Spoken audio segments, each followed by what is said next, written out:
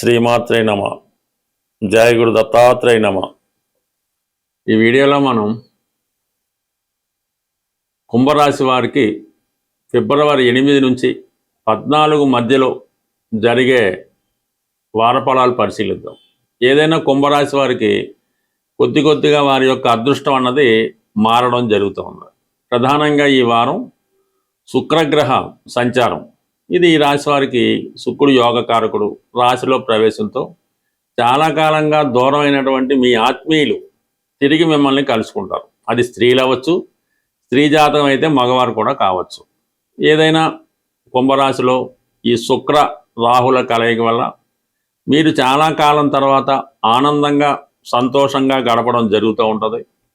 మీకు ఏదైతే సరదా ఉందో, ఏదైతే ఎంటర్టైన్మెంటు ఆనందాన్ని కలిగిస్తుందో అవి మీకు ఈ సమయంలో అందుబాటులోకి రావడం జరుగుతూ ఉంటుంది. అది ఏదైనా అవ్వచ్చు. సో ఈ విధంగా ఈ శుక్ర రాహులు మీలో ఉన్నటువంటి ఎంటర్టైన్మెంటు, కృషి, మీలో ఉన్నటువంటి నైపుణ్యం కూడా బయటికి రావడం జరుగుతుంది.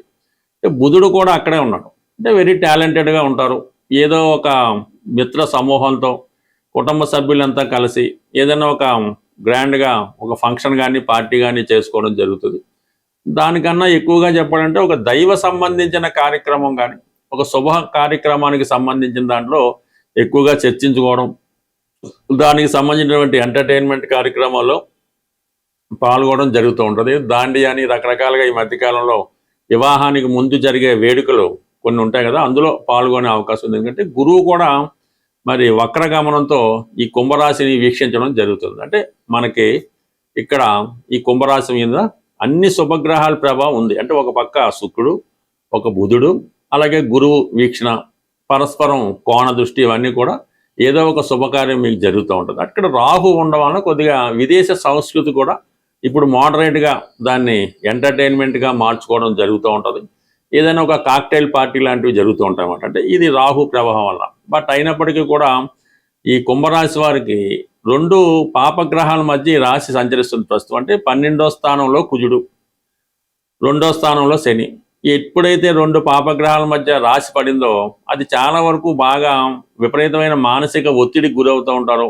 ఏ చేద్దామన్నా ఎవరు ఏమంటారో, ఎక్కడి నుంచి ఏ ఆపద వస్తుందో అన్నటువంటి భయాన్ని కలిగించే ధోరణి కనబడుతూ ఉంటుంది. కొంతమందికి హెల్త్ పరంగా కూడా సడన్గా కొంత ఇబ్బంది రావడం, హాస్పిటలైజ్ అవ్వడం కానీ జరుగుతూ ఉంటుంది. లేదా అనుకోని కొన్ని సమస్యలు పోలీసు వారి వల్ల, ఇరుగు పొరుగు వారి వల్ల, సంఘ విద్రోహ శక్తుల వల్ల కొన్ని అనుకోని సమస్యలు కూడా ఎదురవ్వడం జరుగుతూ ఉంటుంది. కాబట్టి ఏదైనా ఈ సమయంలో కొద్దిగా గుట్టుగా వ్యవహారం చేసుకోవాలి తప్ప అల్లరిగా 10 మందికి తెలిసే విధంగా చేసుకోవడం వల్ల ఇతరుల యొక్క దృష్టి మీ మీద పడి అది వాళ్ళు ఇష్టపడి మీ యొక్క కార్యక్రమానికి భంగం కలిగించే అవకాశం ఉండదు. బట్ జాగ్రత్తగా వ్యవహరించండి.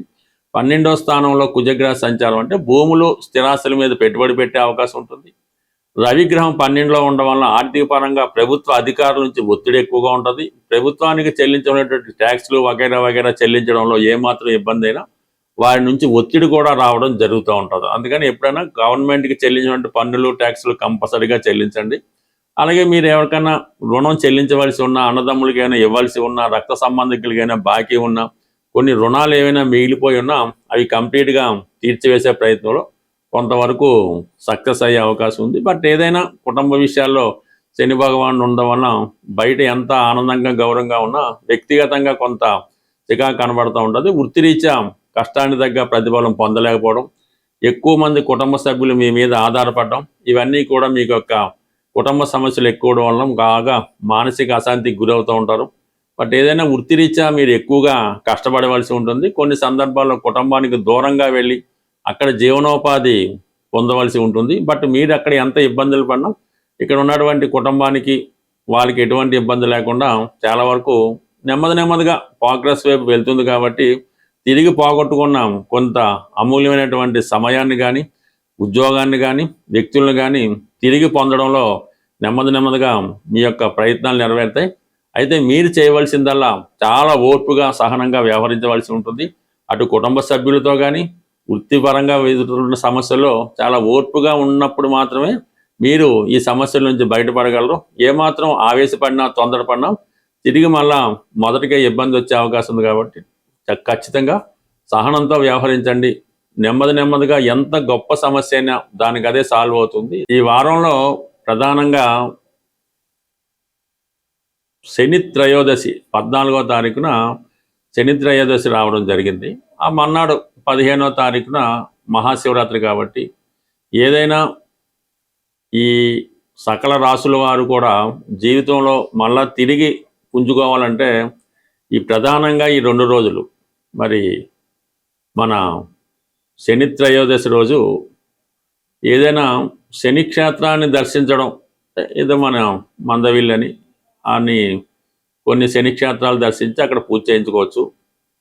లేని పక్షంలో ప్రధానంగా శివాలయంలో ఉన్నటువంటి నవగ్రహాల్లో ఉన్నటువంటి శని భగవానుడికి అక్కడ ఉన్నటువంటి పంతులు గారి ద్వారా కంప్లీట్గా మీరు మరి విధి విధానంగా శని భగవానుడికి తైలాభిషేకం చేసి చక్కగా ఈ తైలాభిషేకం జరిగిన తర్వాత ఆ ప్రధాన దేవాలయంలో ఉన్నటువంటి పరమశివుని కూడా దర్శించుకొని ఆ రోజు కంపల్సరీగా మీరు అంటే చాలాసార్లు చెప్పినప్పటికి కూడా కొత్త వారి కోసం ఆయిల్తో చేసిన పదార్థాలు ఏమీ తినకూడదు.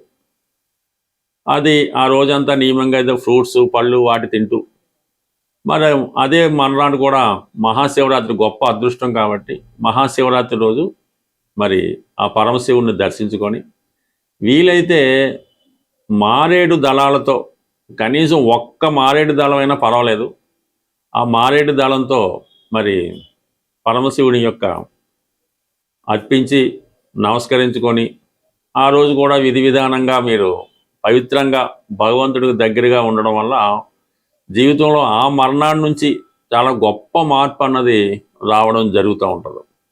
అయితే ఈ మహాశివరాత్రి రోజు వీలున్న వాళ్ళు అంటే ప్రతిదీ పెద్ద టెంపుల్లో పంచారామాల్లో కాశీక్షేత్రంలో అక్కర్లేదు, ఎక్కడ ఏ శివలింగం ఉన్నా వీలైతే రుద్రాక్షలు అంటే ఎన్ని ముఖాలైనా పర్వాలేదు, ఎన్నైనా పర్లేదు, మరి శుభ్రమైనటువంటి వాటర్లో వేసి ఆ రుద్రాక్షలతో శివునికి అభిషేకం చేయవలసి ఉంటుంది.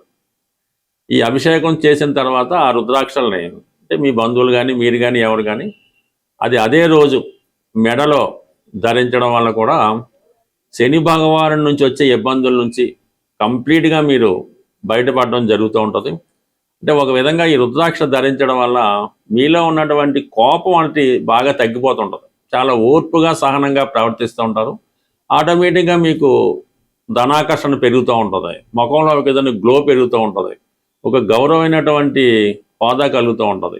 దీంతోపాటు మీరు ధరించగలిగితే విభూతి ధారణ వల్ల విభూతి ధారణ కూడా అలవాటుగా చేసుకొని ప్రతిరోజు ధరించడం వల్ల జీవితంలో కంప్లీట్గా చేంజ్ అన్నది రావడం జరుగుతూ ఉంటుంది. అది ఒకసారి మీరు ప్రయత్నం చేయండి, ఎంతో కొంత మీ జీవితంలో మార్పు అన్నది రావడం జరుగుతుంటుంది. అంటే దీనికి ప్రత్యేకంగా ఏలినాడు శని జరుగుతుంది, అష్టమ శని జరుగుతుంది కాబట్టి వాళ్ళే చేయలేని రూల్ ఏం లేదు, ఎవరన్నా చేయొచ్చు, ఎవరు చేసినా కూడా ఫలితం రావడం జరుగుతూ ఉంటుంది. బట్ ఏదైనా నమ్మకంతో ఎంత చిన్నగా అయినా ఎంత చిన్న దేవాలయంలో చూసినా ఆ ఫలితం వస్తుంది తప్ప పర్టికులర్గా అక్కడికే వెళ్ళాలి, ఆ క్షేత్రమే దర్శించాలి అని ఏం పెట్టుకోవద్దు. మీకు అందుబాటులో ఉన్నటువంటి ఏ శివాలయం అయినా ఏ శివలింగానైనా దర్శించి ఆ స్వామి యొక్క ఆశీస్సులు పొందుతారని ఆశిస్తూ స్వస్తి.